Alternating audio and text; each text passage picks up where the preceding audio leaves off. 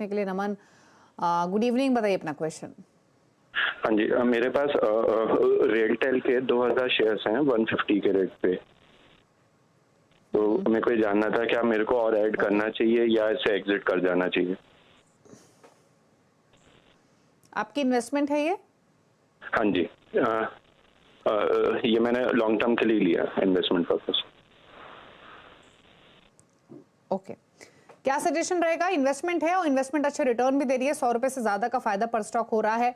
Add भी करना चाहते हैं अगर ग्रोथ दिख रही हो फर्दर तो, क्योंकि इनकी बाइंग, प्रीवियस बाइंग काफी लोअर लेवल्स की है। क्या सजेशन रहेगा इनके लिए? रेलटेल पर ले ले प्रॉफिट्स या और बाय भी कर सकते हैं?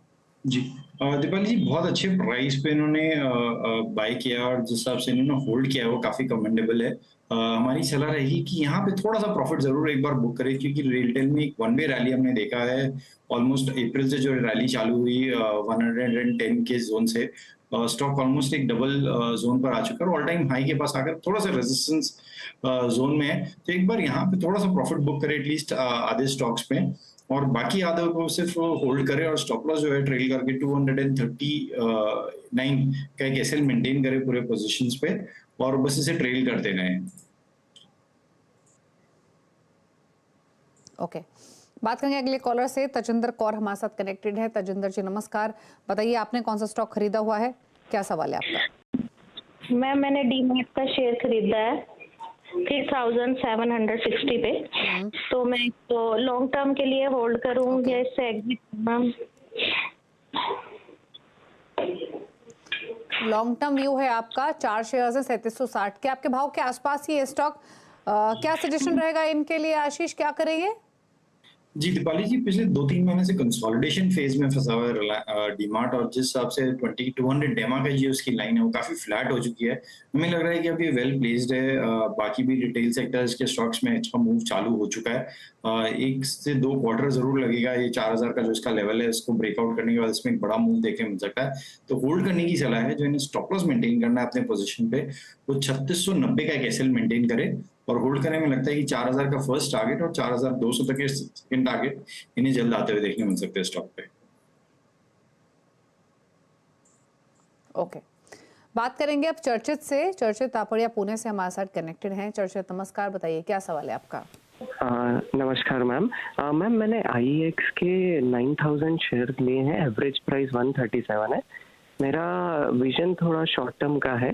मैंने पाइवोट्स लेवल्स के थ्रू एक्चुअली ट्रेडिंग किया था, बट मैं थोड़ा स्टक हो गया मैम। तो इसमें मैं जानना चाह रहा हूँ कि इसमें 140 145 के टारगेट्स मिल सकते हैं क्या?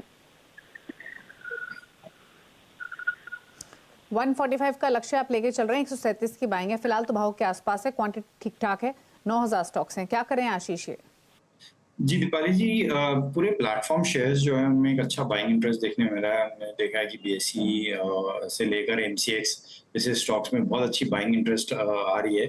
ये थोड़ा सा पावर सेक्टर से रिलेटेड है, इसलिए इनमें भी अब बाइंग इंटरेस्ट वापस देखने मिला। पावर स्पेसिफिक स्टॉक्स में भी वापस बाइंग इंटरेस्ट देखने मिली है, और स्टॉक अभी भी अपने 200 डेमा 20 डेमा के नीचे 200 डेमा के नीचे ट्रेड कर रहा है। तो थोड़ा सा वेट करना पड़ेगा। हमें लगता है 145 तक का लेवल इन्हें जल्द देखने मिल सकता है। इन्हें सिर्फ स्टॉप लॉस जो है वो 131 का एक एसएल मेंटेन करे पूरे पोजीशन पे। ओके, बात करते हैं राजेश से, बेंगलुरु से हमारे साथ हैं। राजेश जी नमस्कार, बताइए सवाल। नमस्कार। मेरे पास IRCTC का है 60 shares at 856। This is for long term. तो मैं इसको एवरेज करूं या ऐसे ही छोड़ दूं? ओके, क्या करें? ये एवरेज करें? IRCTC लॉन्ग टर्म इन्वेस्टमेंट है, पीक पे खरीदा इन्होंने स्टॉक 856 के लेवल्स पर, क्या सजेशन रहेगा? जी दीपाली जी, एक अच्छा मूव आईआरसीटीसी में वापस देखने मिल रहा है। स्टॉक बेस्ट पार्ट ये है कि 200 डेमा पे जब भी स्लिप हो रहा है तो वहां से सपोर्ट लेके बाउंस बैक देने का अटेम्प्ट कर रहा है। तो हमारी सलाह है कि थोड़ा सा पोजीशन ये और ऐड कर सकते हैं इन लेवल्स पे, और जो इनका कंबाइंड स्टॉक रहेगा उस पर 650 का स्टॉप लॉस लगाकर होल्ड करें। और हमें लग रहा है कि इसमें 720 740 तक के जोन इन्हें जल्द देखने मिल सकते हैं। ओके, अगले कॉलर राकेश कुमार है, सहारनपुर से हमारे साथ। राकेश जी नमस्कार, बताइए क्या सवाल है आपका? नमस्कार जी, मेरे पास सतलुज SJVNL के 100 शेयर हैं, तो मेरे 78 के रुपीज की मैंने परचेज किए हुए हैं, तो मैं शॉर्ट टर्म के लिए चाहता हूँ इसको होल्ड रखूँ या इसको मतलब सेल ऑफ कर दूँ।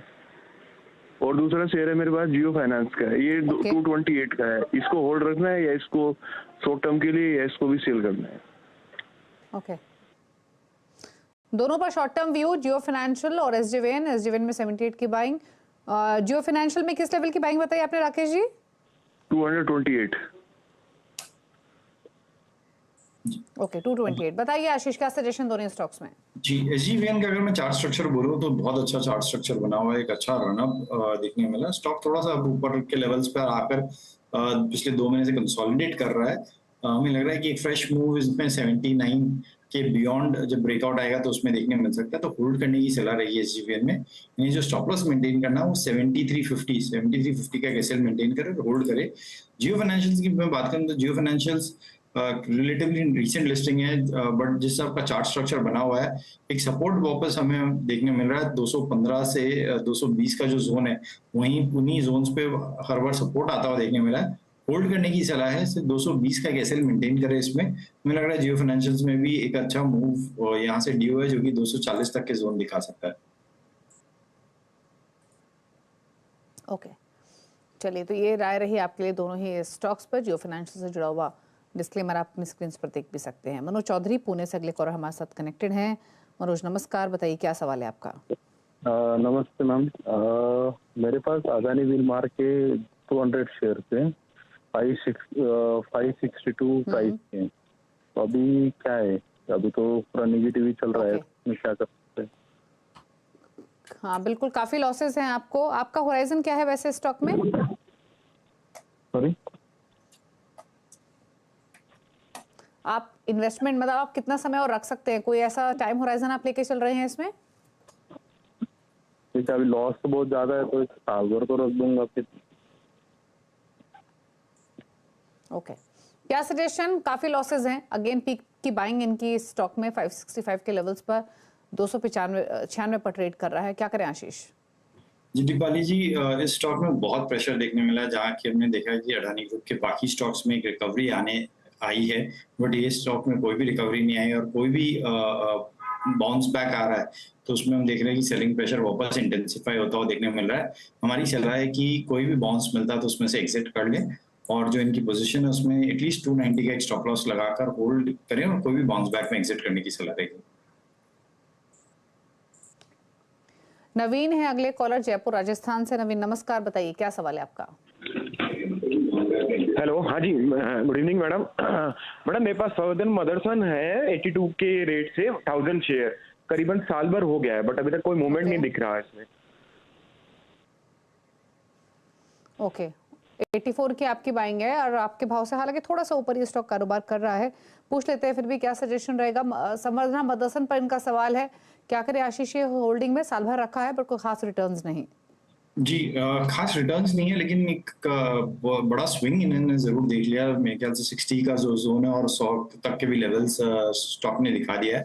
पर बेस्ट पार्ट ये है कि नीचे के लेवल से अच्छी रिकवरी आई है स्टॉक में। अभी थोड़ा सा प्रेशर में जरूर है, लेकिन 200 डेमा के पास वापस आ चुका है और एक अच्छा सपोर्ट जोन है इन्हीं लेवल्स पे। मुझे लग रहा है यहाँ से एक बाउंस बैक देखने मिल सकता है, जो कि इसे वापस 95 से लेकर 97 तक का जोन दिखा सकता है। तो होल्ड करने की सलाह रहेगी। जो इन्हें स्टॉप लॉस मेंटेन करना है वो 87 का कैसे मेंटेन करे। ओके, अगले कॉलर से बातचीत करते हैं। राकेश है बेंगलुरु से अपना सवाल पूछने के लिए। राकेश नमस्कार, बताइए क्या सवाल है आपका? नमस्कार जी, मेरे पास HDFC बैंक के 1000 शेयर हैं 1350 पे लॉन्ग टर्म, और ICICI बैंक के 1500 शेयर है 737 पे लॉन्ग टर्म व्यू है। और मेरे को इन्हीं में रखना चाहिए या यहाँ से कहीं और मूव कर जाना चाहिए? पूछ लेते हैं। लॉन्ग टर्म व्यू है ICICI बैंक पर। और आपने बाइंग लेवल क्या बताया इस स्टॉक में? ICICI का 737 है और HDFC बैंक का 1350 है। ओके, तो दोनों स्टॉक्स में फायदे की पोजीशंस हैं फिलहाल, क्या सजेशन रहेगा इनके लिए? दीपाली जी, एचडीएफसी बैंक की मैं पहले बात करूँ तो उसमें काफी करेक्शन ऑलरेडी हमने देख लिया है। ऊपर के लेवल से 1750 का जो जोन था वहां से वापस स्टॉक करेक्ट होकर 1500 का जोन आ चुका है। मुझे लग रहा है कि इन लेवल्स पे पोजीशन थोड़ी सी ऐड कर लेनी चाहिए एचडीएफसी में और पूरी पोजीशन होल्ड करे एचडीएफसी की। एक अच्छा बाउंस बैक ड्यू है एचडीएफसी में और काफी अंडर परफॉर्मेंस रहा है एचडीएफसी कंपेयर टू एक्सिस और आईसीआईसीआई के मुकाबले में। तो यहाँ से अब इसके चलने की प्रोबेबिलिटी ज्यादा बढ़ जा रही है, तो होल्ड करने की सलाह है। 1460 का एक एसएल मेंटेन करे पूरे पोजीशंस पर। इन लेवल्स पे भी ऐड करने की ही सलाह रहेगी। हमें लगता है इसमें 1550 और 1580 तक का जोन इन्हें जल्द देखने मिल सकता है। आईसीआईसी की अगर मैं बात करूं तो आईसीआईसी भी कंसोलिडेट कर रहा है। स्ट्रक्चरली आईसीआईसी भी बहुत स्ट्रांग है और हमें आईसीआईसी पे भी काफी बुलिश है और हमें हमारे जो मीडियम टर्म लक्ष्य आईसीआईसी के 970 से लेकर 980 तक का जोन हमें आता हुआ देखने मिल रहा है आईसीआईसीआई में जब लेवल्स पे। जो इन्हें स्टॉप लॉस मेंटेन करना है आईसीआईसीआई में 920 का एसएल मेंटेन करके आईसीआईसीआई को भी होल्ड करे। ओके, राजेश नारंग वाराणसी से हमारे साथ कनेक्टेड हैं। राजेश जी नमस्कार, बताइए कौन सा स्टॉक है आपके पास, क्या जानना चाहते हैं? हाँ जी, गुड इवनिंग। मेरे पास आईएक्स के शेयर है एट द रेट ऑफ 190। आईएक्स के शेयर है एट द रेट ऑफ 190। काफी नीचे आकर ये स्टॉक कर रहा है ट्रेड। एग्जैक्टली या तो पूछते हैं क्या करें, लॉसेस तो है ठीक ठाक 54 रुपए नीचे इनके खरीदारी के प्राइस से, क्या करें आशीष आईएक्स में? जी दीपाली जी, इन लेवल्स पे हम एग्जिट करने की सलाह नहीं देंगे इन्हें आईएक्स की। स्टॉक में जरूर मैसिव करेक्शन देखने मिला और बेस बनाकर अब वापस बाउंस बैक देने के लिए तैयार है। जो इनके लेवल्स है वो तो आने में थोड़ा टाइम लग सकता है। जो इमीडिएट शॉर्ट टर्म टारगेट हमें दिख रहे हैं वो 145 तक का जोन आईएक्स में आता हुआ देखने मिल सकता है, तो होल्ड करने की सलाह रहेगी। बस स्टॉप लॉस जो है स्ट्रिक्टली एक 130 रुपए का मेंटेन करे इस पे। शांतनु ने सवाल भेजा है गुड़गांव से एसएबएस के थ्रू मनापुरम फाइनेंस पर 20 स्टॉक्स 151 की बाइंग है। इनफैक्ट इनसे बातचीत होती तो क्लैरिटी मिलती इनका होराइजन क्या है स्टॉक को लेकर, लेकिन क्या सजेशन रहेगा मनापुरम फाइनेंस पर आशीष इनके लिए? जी, एक बहुत स्ट्रॉन्ग मूव देखा आज हमने नंबर्स के बाद। एक बहुत अच्छा रिएक्शन स्टॉक में था और जिस हिसाब से प्राइस वॉल्यूम ब्रेकआउट आया है वो काफी इंप्रेसिव है। आई थिंक इन्होंने शायद आज के सत्र में ट्रेडिंग सेशन में ये स्टॉक लिया होगा। एक फ्रेश ब्रेकआउट है, हमें लग रहा है कि इसका जो ट्रेजेक्टरी बन रहा है 165 तक का जोन इसमें आता हुआ देखने मिल सकता है, तो होल्ड करने की सलाह है। जो इन्हें स्टॉप लॉस मेंटेन करना वो 145 का एसएल मेंटेन करें। अगला सवाल ईमेल के थ्रू कल्पेश पाटिल ने भेजा है पुणे से। आईआरएफसी पर इनका सवाल है 308 स्टॉक्स 36 रुपए 12 पैसे की इनकी बाइंग है। अगेन होराइजन तो मालूम नहीं है, बट क्या सजेशन आईआरएफसी पर 36 के बाइंग के हिसाब से? जी, ऑलमोस्ट डबल होता हुआ स्टॉक इनका दिखने मिल रहा है। हमारी सलाह रहेगी कि यहाँ पे एटलीस्ट 50% जो इनका स्टॉक है उसमें प्रॉफिट बुक कर ले और बाकी जो है एटलीस्ट जो अपना इनका कैपिटल है उसे निकाले और बाकी के पोजीशन को होल्ड करे। स्टॉक कंसोलिडेशन में है पिछले 2 से 3 महीने से और इसी जोन में ट्रैवल कर रहा है। जिसका फ्रेश ब्रेकआउट आएगा वो 79 का जब इसका जोन मिलता है उसके ऊपर एक फ्रेश ब्रेकआउट आएगा जो कि इसे 90 तक का जोन दिखा सकता है। तो हाफ में प्रॉफिट बुक करे और हाफ को होल्ड करे with a stop loss of 69।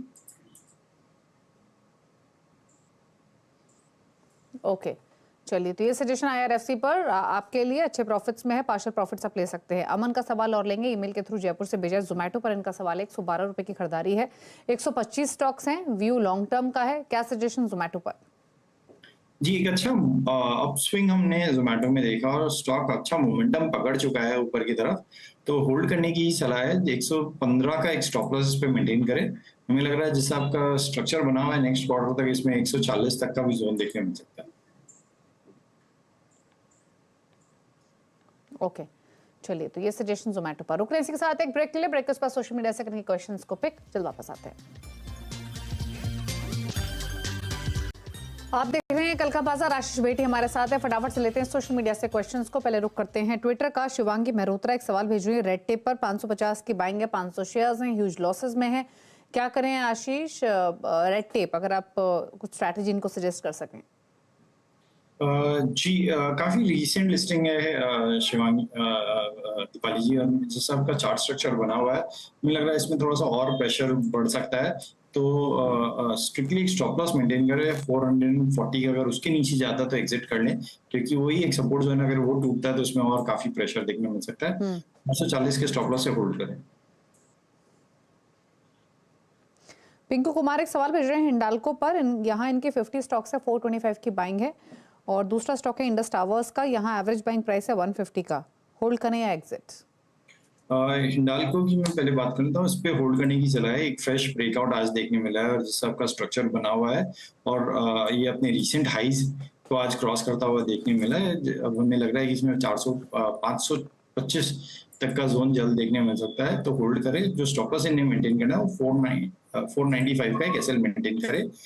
दूसरा जो इंडस टावर का स्टॉक है, इसे भी होल्ड करने की सलाह है, जिससे स्टॉप लॉस इन्हें सिर्फ 180 का एक एसएल मेंटेन करें। इंडस टावर के भी जो इमीडिएट टारगेट्स देखने मिल रहे हैं हमें, वो करीब करीब 198 के इमीडिएट टारगेट्स के लिए होल्ड करने की सलाह रहेगी। मनीष कुमार सैनी एक सवाल भेज रहे हैं टाटा स्टील पर। इनके पास 119 रुपए की खरीदारी टाटा स्टील में 1.5 साल से होल्ड कर रहे हैं। जानना चाहते हैं लॉन्ग टर्म आउटलुक क्या है टाटा स्टील? जी, जिस हिसाब से आज पूरे मेटल स्टॉक्स में एक अच्छा बाइंग इंटरेस्ट वापस देखने मिला और एक रिवर्सल पैटर्न क्लियरली विजिबल रहा है पूरे मेटल स्टॉक्स में। होल्ड करने की सलाह है। ये फ्रेश ब्रेकआउट है और हमें लग रहा है कि टाटा स्टील में जल्दी इन्हें 128 से 130 तक का जोन देखने मिल सकता है। इन्हें जो स्टॉप लॉस मेंटेन करना है वो 121 का कैसे मेंटेन करें।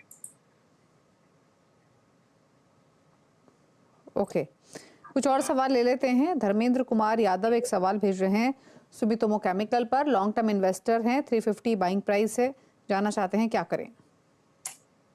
जी, स्टॉक ने एक बेस बनाया है और एक राउंडिंग बॉटम बनाकर अब फ्रेश ब्रेकआउट देने के लिए तैयार है। होल्ड करने की सलाह है। जो इन्हें स्टॉप लॉस मेंटेन करना है सुमितोमो में, वो 375 का एसएल मेंटेन करें। इसका अगर ब्रेकआउट 390 के बियॉन्ड आता है, जो कि इसका 20 डेमा है, तो इसमें 404 तक का भी जोन देखने मिल सकता है। तो 370 का स्टॉप लॉस लगाकर होल्ड करें। सुनील अग्रवाल फेसबुक पे एक सवाल भेज रहे हैं। एनबीसीसी 1000 शेयर्स हैं, 69 बाइंग प्राइस है, व्यू है 6 मंथ्स। बहुत अच्छा चार्ट स्ट्रक्चर बना हुआ है एनबीसीसी का और जिस हिसाब से ब्रेकआउट देखने मिला है एनबीसीसी में, हमें लग रहा है इसमें करीब करीब 75 तक का जोन देखने मिल सकता है। तो होल्ड करने की सलाह रहेगी एनबीसीसी में। जो स्टॉप लॉस इन्हें मेंटेन करना है वो 65 का एसएल मेंटेन करें। भुवन पांडे एक सवाल भेज रहे हैं। अपोलो टायर्स का नवंबर कॉन्ट्रैक्ट का इन्होंने 420 का कॉल ऑप्शन खरीदा हुआ है 9 रुपए 15 पैसे पर। और अपोलो टायर का दिसंबर कॉन्ट्रैक्ट का ही सेम कॉल ऑप्शन एक इन्होंने लिया हुआ है। मतलब 2 कॉल ऑप्शन इन्होंने खरीदे हैं। एक नवंबर सीरीज का 420 का कॉल ऑप्शन 9 रुपए 15 पैसे पर और एक दिसंबर सीरीज का 420 का कॉल ऑप्शन 9 रुपए 50 पैसे पर। क्या करें?